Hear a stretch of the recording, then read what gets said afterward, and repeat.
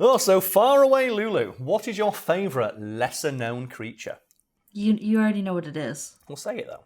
The possum. The opossum? Hey, what's that animal over there? It's an opossum. In the Congo, there exists a small, timid, unassuming example of a shrew, which you'd be inclined to pay no attention to because why would you? It's a shrew. However, the creature's unassuming appearance belies an incredible evolutionary quirk, one that allows it to survive being elbow dropped by a fridge. So Lulu, discuss.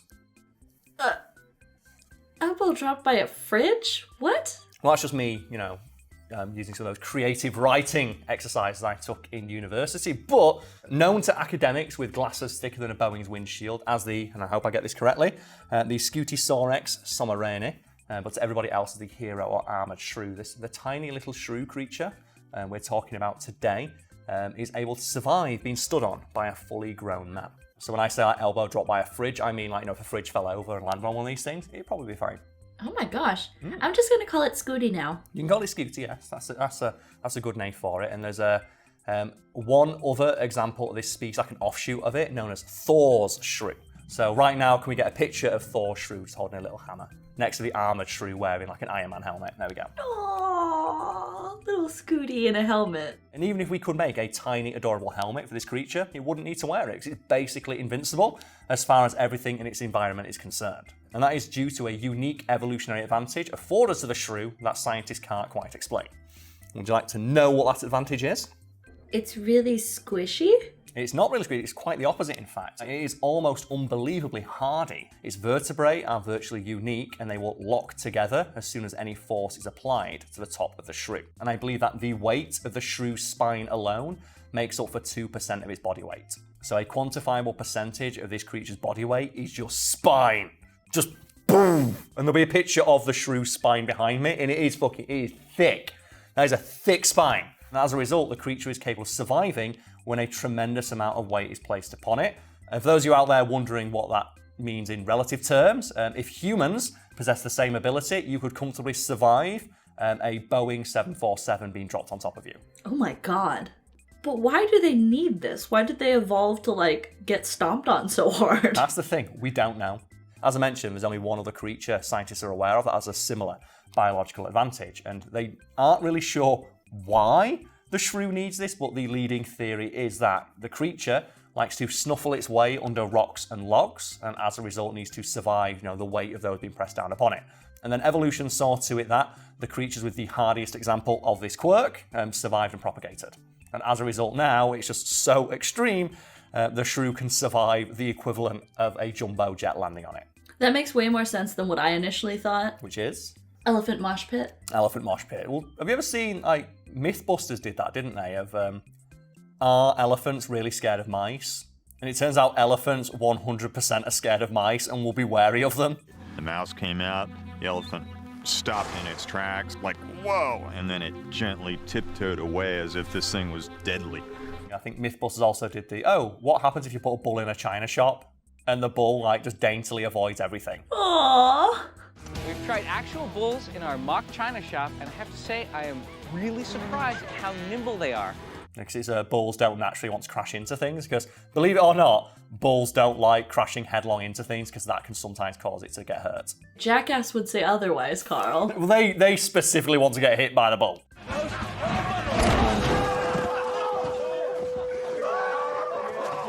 And can we just put in that clip of Johnny Knoxville eating the most amount of shit I've ever seen in the new Jackass movie? Where he went back to the bull farm again to get hit by a bull for a second time to see if he could still do it.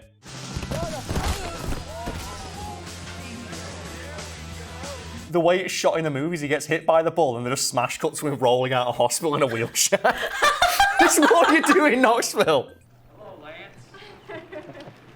Hello there. Bringing it back to the hero shrew, it is effectively invincible as far as any creature in its immediate environment is concerned, and that's incredible. As I said, you could stomp on this thing and it wouldn't hurt it. And Joe, how we know that, Lulu? No, scientists didn't know. No, scientists didn't, because for many years this creature was of no interest to scientists. And when researchers got specimens, because they were handed dead ones that still had the fur on top of them, They didn't realise that the skeletal structure of the shrew is of great interest to science, but they just saw the shrew as it was and noted that it was of no real interest or curiosity to science, save for having slightly thicker fur than shrews of similar size. And little did they know, if they looked inside that shrew, they would have found one of the most interesting skeletal structures of any mammal on Earth. I'd be concerned if someone had a habit of just looking inside of shrews. Well, it's what researchers do into it when they get given a creature that they're not familiar with. That's the story about the duck-billed platypus, isn't it? Like, I think the one in the British Museum that they have on display still has scissor marks on it because the researcher who was sent it for study thought it was a hoax and tried to cut it apart.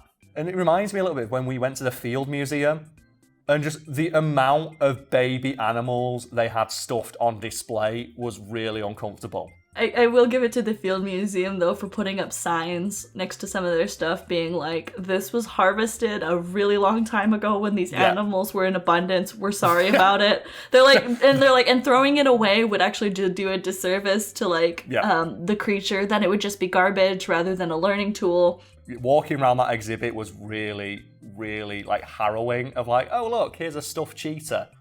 Oh, there's a stuffed baby cheetah. Oh no, which means someone shot a baby cheetah and was like, fucking legend. Let's go. It was coming right at me, I had no choice. And it's rough, but then again, I just say it's a teaching tool and like, it is of value to science to have that. But in regards to the hero shrew, scientists it was of no concern to them. It's like, there's a fucking shrew in it. There's nothing interesting about this thing. It's got slightly thick fur, whatever. And it wasn't until many years after the fact they realised, oh wow, this thing is actually super interesting and has a weird, almost unique biological quirk that we need to study. So it wasn't scientists who discovered that the shrew is basically invincible. That was, and I hope I pronounced this correctly here, that was members of the Manjbetu tribe in the Congo, who long revered the creature for its hardiness and would use it to freak out tourists. And would you like to hazard a guess at what they did to freak out tourists using the hero shrew and its ability to survive being stood on by a fully grown adult man? Did they stop on the scooty? They stopped the shrew. Oh no! So what they would do is they would grab the shrew, and to an outsider, like what the fuck are they doing the shrew? They'd put it on the ground, and they'd slowly press their foot onto it, and then they stand on one leg, supporting their entire weight on the shrew, usually much to the horror of the person visiting. Then they lift up their foot, and the shrew runs off into the brush. And then they cheer. So it didn't hurt the shrew. He was probably really annoyed and smelled a little bit afterwards, but doing this does not hurt the shrew. And I can only hope that at some point, one member of the tribe put one on each foot and tried to use them like tiny, furry roller skates. Little scooty skates. That's a little scooty skate. Do you like that scene in Jackass where they try to do the belt sander skates? And he goes like 1 mile an hour and falls over.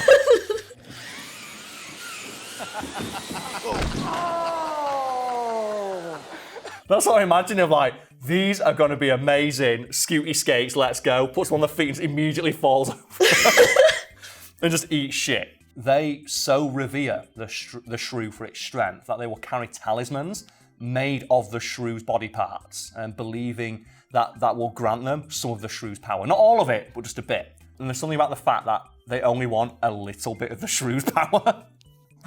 So don't think of like, oh, that's the shrew using 1% of its power. Poor Yeah, Scooty. that's what the Manjbetu people would do. They'd take one of these things and just stomp its ass into the ground and then watch it run off into the brush. Which is how eventually scientists like, what the fuck is going on here? We need to, like, why is this tiny little shrew thing just walking off being stomped on by something like 300 times its size and weight? There's clearly something going on here we don't understand, and that's how they discovered the spine. That thick-ass spine. I'm glad that the shrew was okay. But also, it does sound kind of hilarious, because you can imagine, like, just the little snoot of the shrew. No! And it's fine. It was fine afterwards. Realistically as well, the shrew could start doing, like, tiny little shrew press-ups when you go on top of it. Just like woo, little tiny shrew press-ups. Like, what you got? Like, do you want to imagine? Do you know when you got, like, buff men at the gym? It's like, add more weight. Like, you just got the shrew and it's like, more. More. And I'm hoping now, whoever edits this one, could you please take the scene from Spider-Man Homecoming Like Tom Holland's Spider-Man lifts that entire building. He's like, you can do it, Spider-Man, but put like the little shrew head on him. No! It's like, you can do it, Scooty. You can lift it.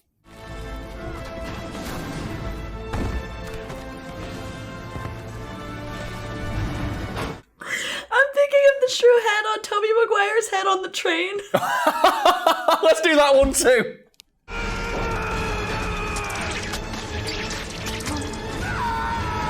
So, Faraway Lulu, just going to mention quickly that, you're running the merch store behind the scenes, yes? Yes, I am. You are. So if you want to buy, like, this sick-ass shirt here or some of the other designs that you'll see smattered behind us now, you can do so at the links you will find below. So with that out of the way, let's riff for a moment, if you will, about moments like the Spider-Man train scene of just, holy fuck, I can't believe a character just did that. Because, like, that Spider-Man train scene is still the gold standard for me. Of, like, you knew the character was strong, but holy fuck, I didn't know they were that strong. Mm-hmm. It's like, you always know that Spider-Man's, like, a pretty tough dude, and then you just see, like, no, he can stop an entire train. So is there any moments like that from fiction that stick out in your mind? I feel like it's almost cheating to mention another superhero movie, but obviously that scene in The Winter Soldier.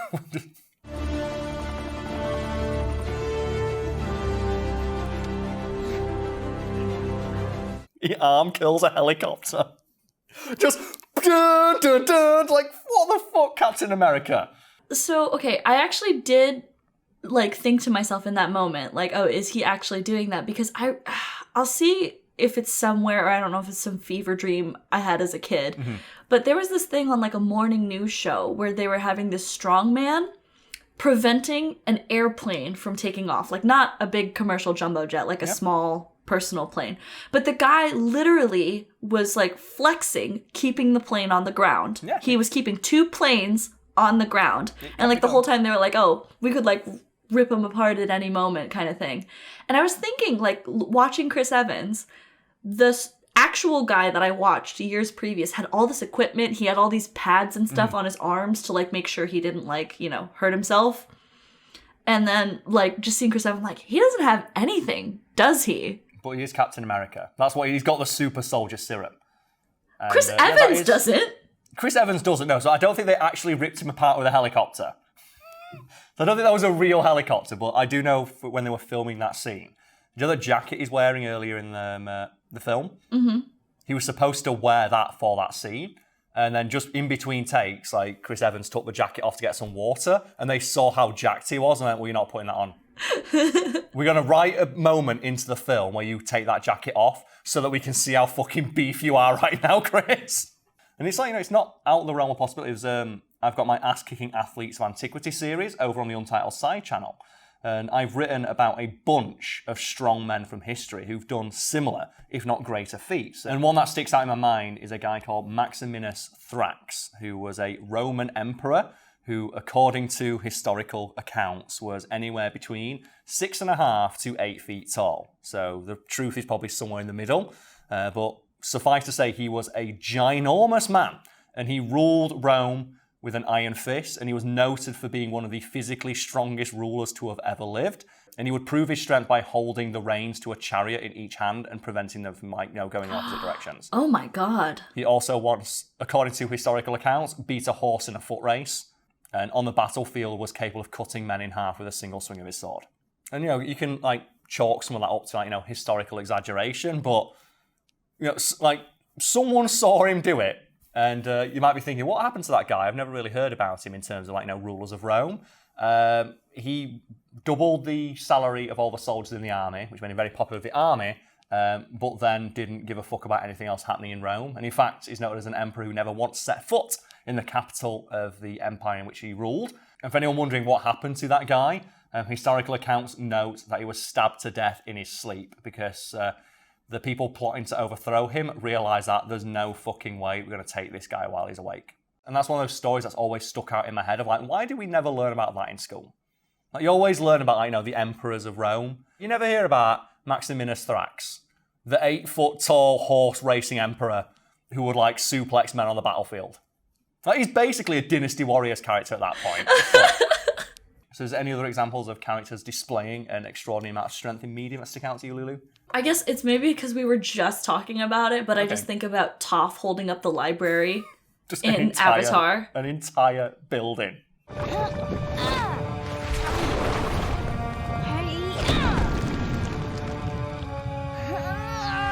Yeah, like Avatar The Last Airbender, there's a lot of those there, isn't it? It's like, you have like the Iroh one. Oh yeah, I'm just going to like destroy the entire wall of Ba Sing Se in one go.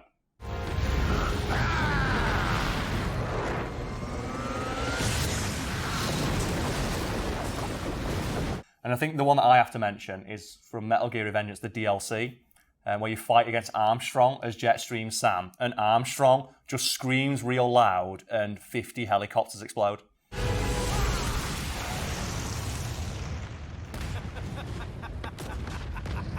And I just want to, like, before this video ends, just pitch my idea for a new game, and that is, like, people keep talking like remake or remaster Metal Gear Revengeance. No. Make new DLC and make Armstrong DLC, and make it so it's just Armstrong's American Adventure, where it's just Armstrong saves America, and he has to, like, and it's just make it the most over-the-top, like, satirical swipe on America ever. And my idea for the ending is Armstrong stood on top of Mount Rushmore, and he punches into Mount Rushmore and makes himself president fists, and then he has to fight off, and he's punching Russian nukes out of the sky. And just have him, like, you know, just using American monuments as weapons against America's enemies. Like, have him pick up the Washington Monument and just baseball bat, like, Air Force One into the Red Square. And the game ends and it's him just waking up from VR and that's his training. Do it. Do it, you fucking cowards.